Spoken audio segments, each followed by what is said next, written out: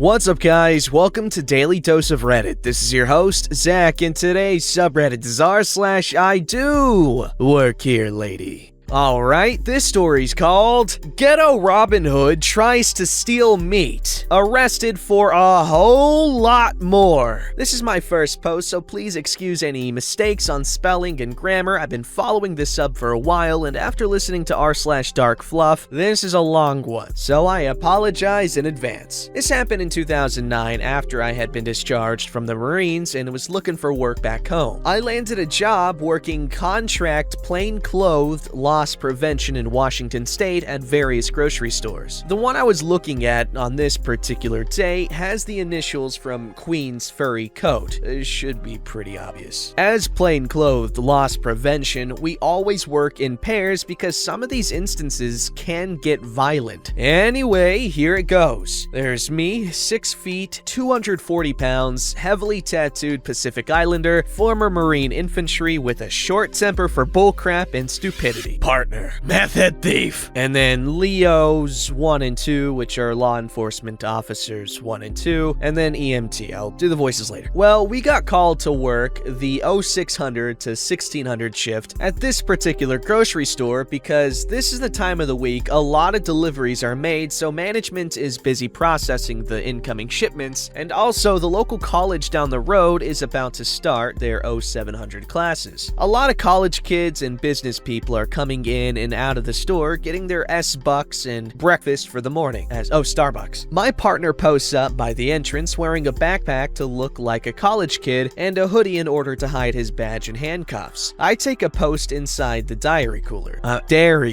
Yes, we hide in there because it gives us a commanding view of all the high theft aisles without being seen. This day, I am on the phone with my partner who's notifying me of anyone that looks suspicious when a vendor walks in with 2 carts from the store. He asks me, "Hey, OP, doesn't the vendor in the khaki pants and the maroon polo look familiar?" I respond that yes, he does, and to give me a second while I look through our little flipbook of ORC, or Organized Retail Crime Suspects. I look at him and the pic and see the same tattoo on his neck as in the picture. I inform my partner of this and tell him we'll keep an eye on him and stop him as soon as he clears the entrance with the merchandise. State law states an item isn't considered stolen until they bypass all points of sale and break the plane of entrance, making no attempt to purchase said item. Now, this guy isn't big, nor is he small, so the pants that he was wearing seemed way too big for him, and he was also walking with an exaggerated limp. This is important. Well, he pulls out a folder and heads immediately for the deli department where they just received a shipment of meat. Steaks, prime ribs, pork chops, chicken, lamb, etc. He hands the deli counter attendant, who just got there and was just another part-time college kid paying for his way through school, a letter, which we found out later was a fake notice with the vendor's name on the letterhead that this shipment of meat was tainted, and he was there to take possession and return it to them, and that a refunded bill of sale would be provided once he has it loaded up. The kid wasn't too sure about this, so he went to go find the manager. That's when things went south quick, fast, and in a hurry. As soon as the kid was gone, this guy pulls out a pair of bolt cutters from his pants and cuts the lock on the meat cooler and begins to load up the carts with as much meat as he can. These baskets were overflowing. When he heads back towards the entrance, he sees my partner looking at him. This is exactly what they say to each other. "Are you store security?" "No." "If you are, you have to tell me." Why do they always assume that we have to tell them? "No, man, I'm just waiting on my buddy to get here so we can go to class." Skeptical, but finally accepting the response. "Okay, well, do you want to make $100 helping me load this into my car?" "For real? Sure, why not?" Keep in mind that my partner has been on the phone with me this whole time, so I heard the whole exchange. I make my way out of the dairy cooler and run outside to back up my partner when we confront this guy. Meth Head has the back of his station wagon open, about to load everything in, when I come around and put my badge in his face. "Store security, you'll have have to come with us. Freaking lying buttholes! I'll freaking kill you! Reaches in and grabs a long screwdriver. He swings a haymaker with the screwdriver, trying to stab my partner in the head. Fortunately, my partner sees it coming and tucks and rolls out of the way. He swings, backhanded this time, towards my chest, where I promptly put those hand-to-hand combat skills to use. I grabbed his forearm with one hand, triceps with the other, and brought his elbow down as I brought my right knee up and broke his arm, at which point he dropped the screwdriver and began to scream in pain while grasping his arm and rolling on the ground.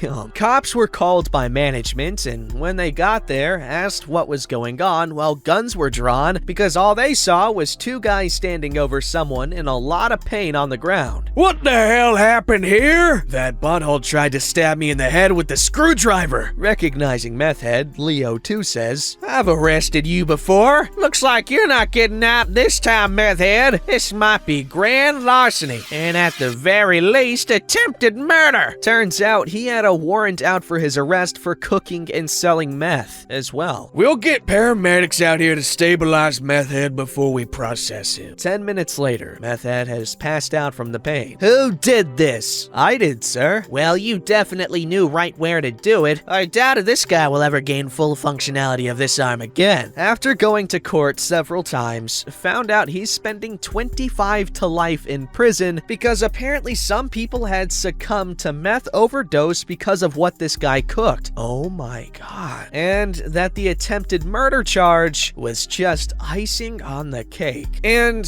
before anyone asks, the reason why the meat theft could be grand larceny is because the meat hadn't been cut up for sale yet and was in full slabs, making it more expensive by the pound, which is how the store priced items for the prosecution. The total came out to just north of $7,000. Apparently, he was gonna sell some of it along with his meth. That's a seasoning I would want to try. For those that read it, thanks for reading through. Now, I'm not the one to advocate for physical force on like a non-violent crime, but this guy, oh man, he deserved it, especially with it was a violent crime once he started swinging the goddamn screwdriver around. Those things are lethal, man. I've seen plenty of zombie media, okay, where screwdrivers are a very viable weapon, all right? And I've used a screwdriver on myself by accident while trying to, I think I've told this story before, but it was a dog food thing. I'm not gonna tell you the whole, it's simple. So, old maintenance guy, he was telling me how to open a can of dog food very easily. So you open it, and then, you know, when you shake it out, it doesn't come out very easily or clean at all. So he tells me,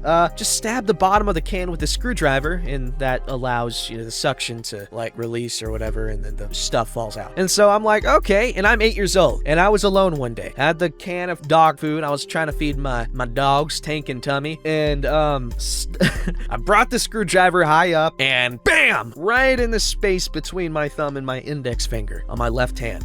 It was bad. Like, it got in there deep. I didn't bleed though, somehow, but I definitely stabbed myself. Like, I could see flesh. It was weird. All right, this story's called I Don't Think We've Met. I'm a medical laboratory scientist. I work in the lab at a 300-bed hospital. Recently, I spent a day cross-training in our hospital's blood bank, shadowing one of the techs as they issued blood products to various hospital staff. The manager of the blood bank came to introduce herself, and while we were chatting, a middle-aged man came and began talking quietly to the manager. I'm new to the hospital and have yet to meet most of the personnel, so I didn't recognize him. Our badges display only our first names in large letters, with our job title in much smaller letters beneath, which is hard to make out from more than a foot or two away. But this man was wearing business casual instead of scrubs, which at our hospital usually means an MD or an administrator of some kind. A registered nurse came to pick up some blood, and she was wearing her mask incorrectly, with it down under her nose. Everyone was giving her the side eye, but she was coolly ignoring the looks. Finally, the man in the button-down shirt and slacks said, "Hey, Jackie!" And I assumed at first that he knew her, but she was startled. So I realized that he had read her badge. Once he had her attention, he motioned with his hand for her to cover up her nose with her mask. She sighed and rolled her eyes and pulled her mask up over her nose, and then immediately pulled the bottom of her mask away from her chin and held it that way with one hand as she made a point of breathing heavily through her mouth. Everyone just stared at her for a beat, and then the man calmly spoke again. Jackie, I don't think we've met. I'm Dr. Jones, the chief medical officer here at St. Mary's. Let's go have a chat with your supervisor.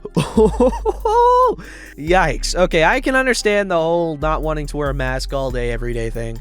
Like, I don't go out super often, but when I do, it is a bit of a nuisance to wear a mask. Maybe you get used to it, I don't know. But especially if you're a freaking, if you're medical personnel, you gotta take that crap seriously, man. If you're not going to, how do you expect anyone else to? Especially in a freaking hospital, okay? Everyone there is putting themselves at risk, okay? That is without a doubt the truth, all right? These medical personnel are our first line of defense other than our own immune systems when it comes to fighting off the virus, both at a large scale and, individual cases. Like that whole thing with Tom Cruise blowing up on a couple of workers on the set of the new Mission Impossible movie, and he was going off on them. But a lot of what he says comes from, he's right, more or less. Obviously, no one in power should be yelling at anyone below them like that at all, because that was just, that's mean, it's terrifying, it just makes you uncomfortable, especially Tom Cruise, even though he is short. But in his case, the stakes are so high. Like, so many people were using that freaking movie as an example of how to do things and how to safely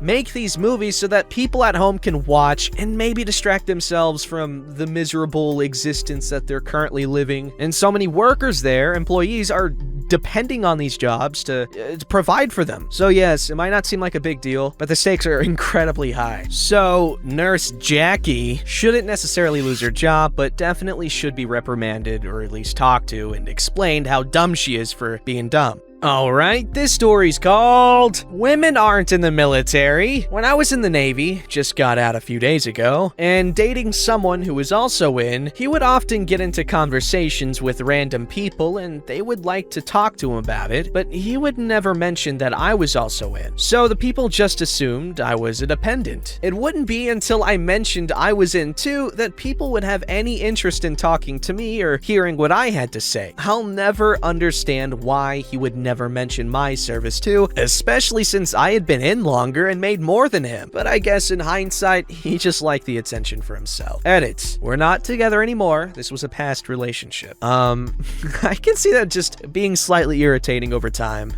or maybe incredibly over time. But it must have been satisfying when they actually did realize that you too were in the Navy. Alright, this story's called Security at the Store I Worked At Didn't Realize I Worked There. So years back, I was working at a liquor store. A friend of mine came in, so I stood by the half bottles talking to him. The store's rent-a-cop security guard comes over and asks for ID. My friend goes to pull out his wallet. Security guard goes, "No, not you. Her." So I look around and realize he's talking to me. Dude, I work here. See the name tag? He just sheepishly walked away, and my friend and I were dumbfounded and laughed it off. Keep in mind, I had been working for 4 hours that day in a small store with that security guard there the whole time. I bet you he was embarrassed. What a dummy head.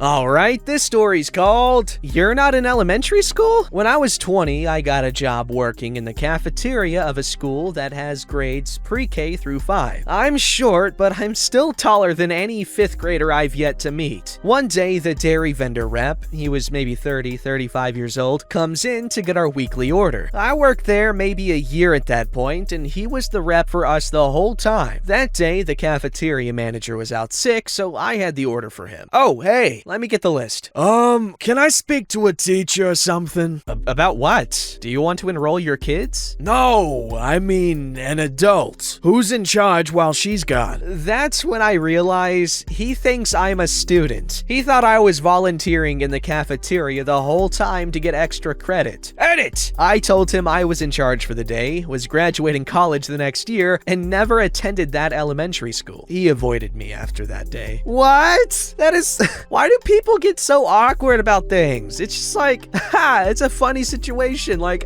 I thought you were a 5th grader the whole year I've been here. Like, would that not be hilarious if the person doesn't get offended? But I'm assuming OP didn't get offended.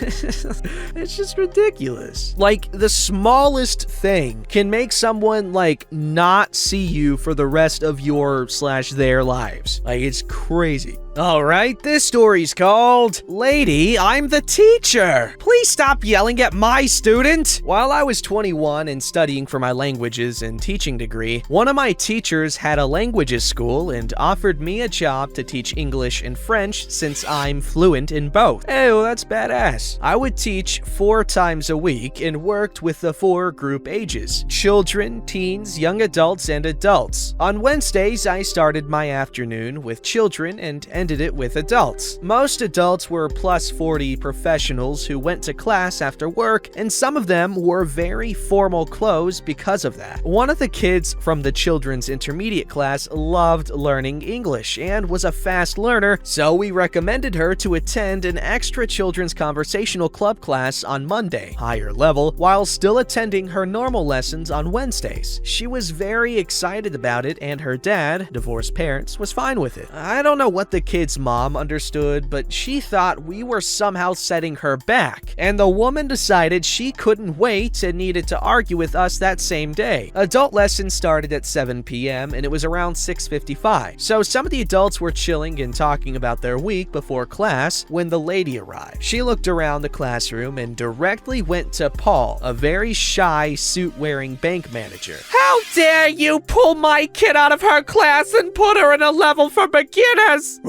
Miss, please. Be quiet, I'm talking with the teacher! Some of the other students were laughing. Stop laughing, you losers! My kid is 9 and knows more English than all of you! That is enough. Please get out of the classroom. Don't tell me what to do! I'm not telling you this again. Please leave the classroom and stop yelling at my students. Crazy mom is pointing at Paul crazily. Look, miss, we can talk in my office, but you need to leave this room now. One of the students who owned a restaurant made a joke about dealing with annoying people like her on the daily, and the crazy mom got even angrier, but I managed to get her out of the room. I explained again that I was the teacher, but she refused to talk to me because you are so young! And yelled a popular yet ridiculous saying about young people. That really pissed me off, and I wasn't very kind when I told her, look, miss, I'm their teacher, and I'm your kid's teacher. So if you please stop acting like a child and tell me what your problem is, I might help you. Somehow that snapped her out of her tantrum, and she left slowly and loudly stomping downstairs. It literally took her like 5 minutes to get down 16 steps. I went back to the classroom and apologized to the students, and we had a pretty nice conversation about how culturally here is quite common for middle-aged or old people to look down on younger professionals. Some of them even accepted that in the past they acted like the lady in a situation but would never do it again, and others say they would give extra support to their younger colleagues. And that's the kind of spirit we need everywhere. Young people getting supported by old people being thrown away. I'm kidding.